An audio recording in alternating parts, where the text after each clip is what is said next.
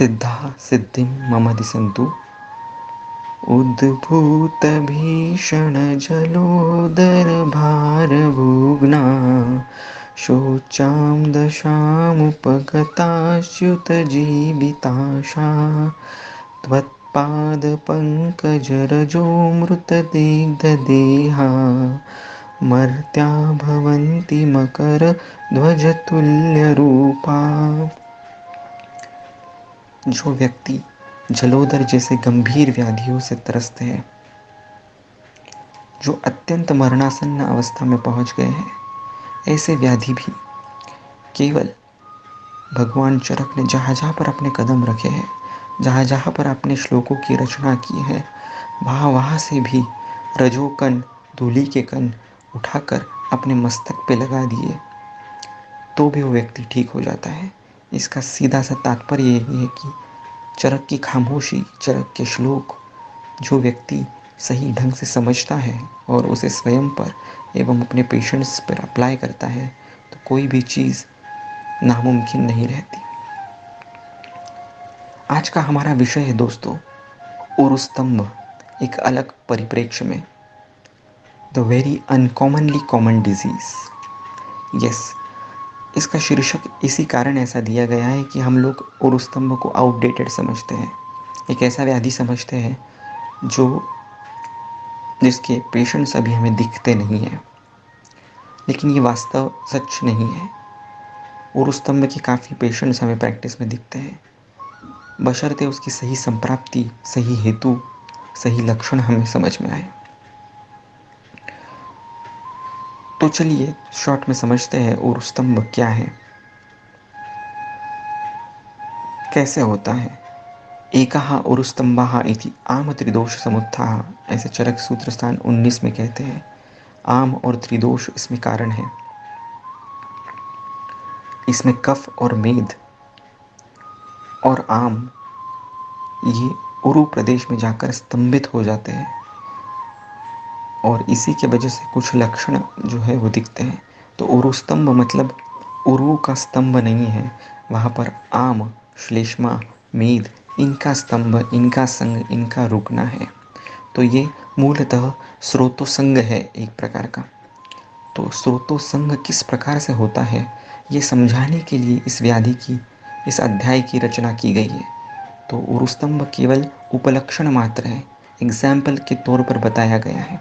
ऐसी अनेक व्याधियाँ जहाँ पर ऐसी संप्राप्ति होगी कि जहाँ पर आम, श्लेष्म, कफ ऐसे बहुत सारे संतर्पणोत्तर चीज़ें जहाँ पर स्तंभित हो जाएगी, रुक जाएगी, ठहर जाएगी, वो सभी चीज़ें, सभी संप्राप्तियाँ उरुस्तंभ के लाइन में सोचनी चाहिए।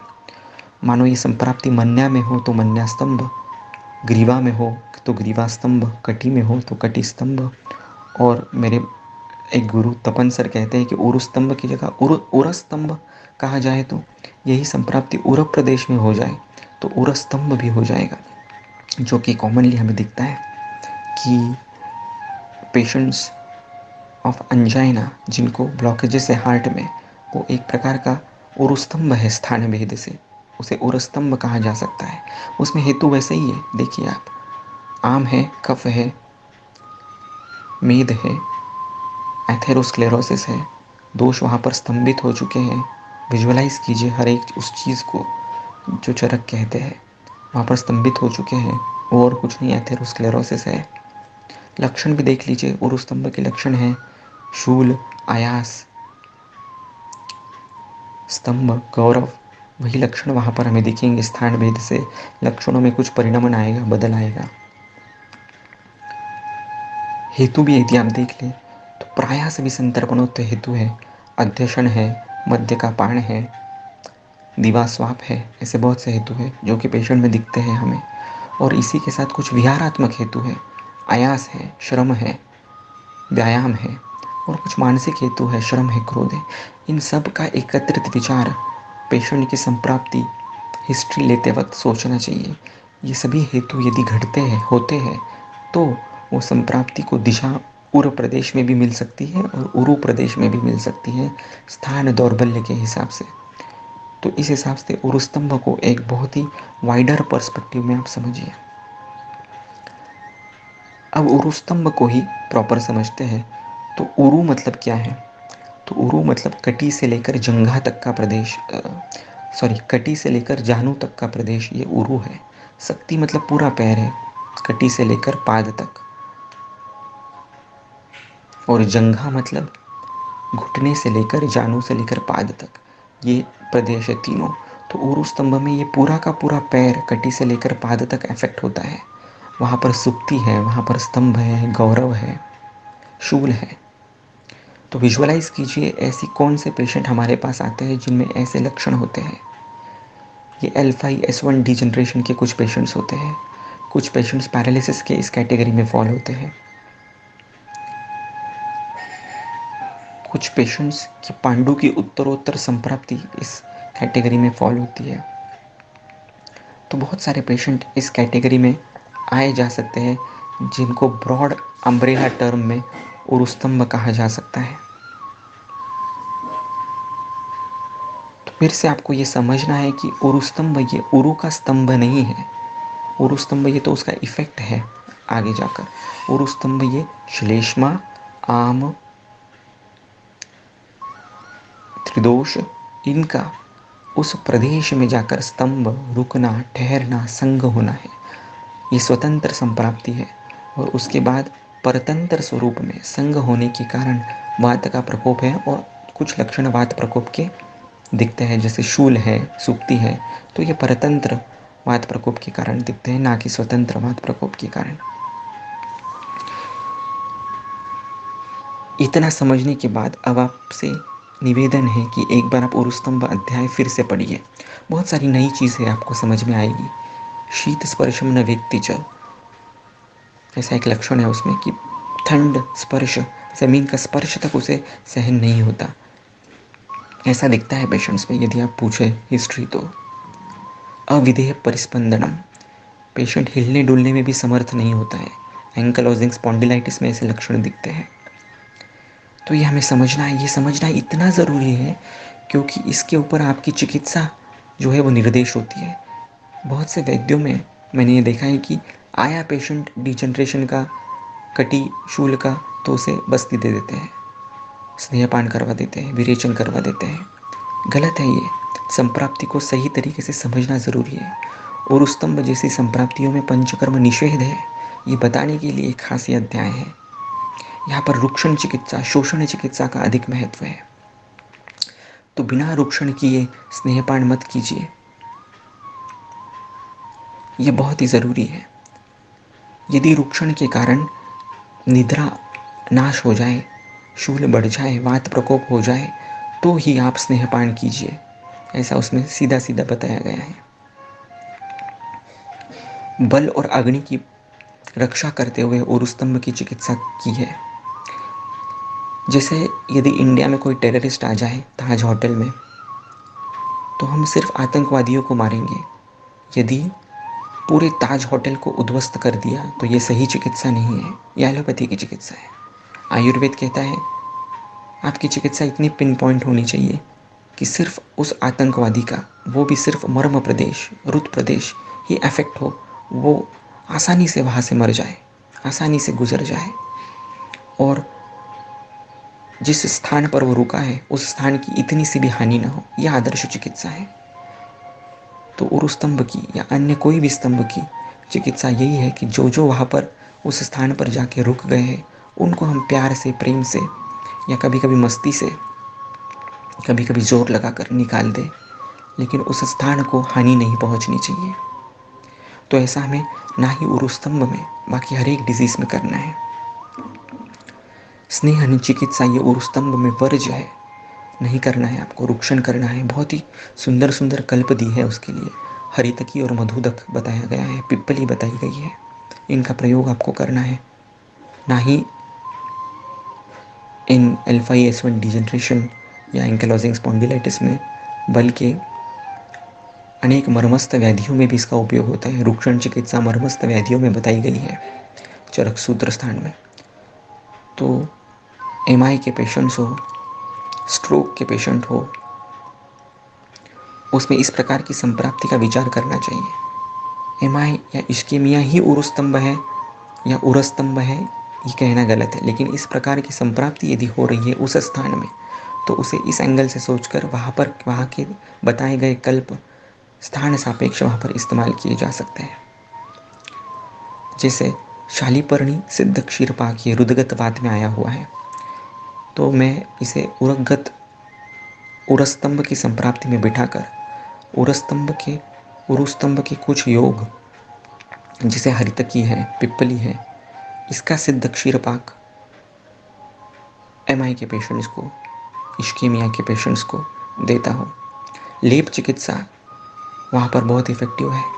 सरसों का गोमूत्र में लेप रुद्र प्रदेश में बताया गया है या उरु प्रदेश में बताया गया है, या जहाँ पर डिजनरेशन हो रहा है L5S1 उस स्थान पर भी यदि आप सरसों का गोमूत्र में लेप लगा दें तो भी बहुत से लक्षणों में उपशय मिलता है।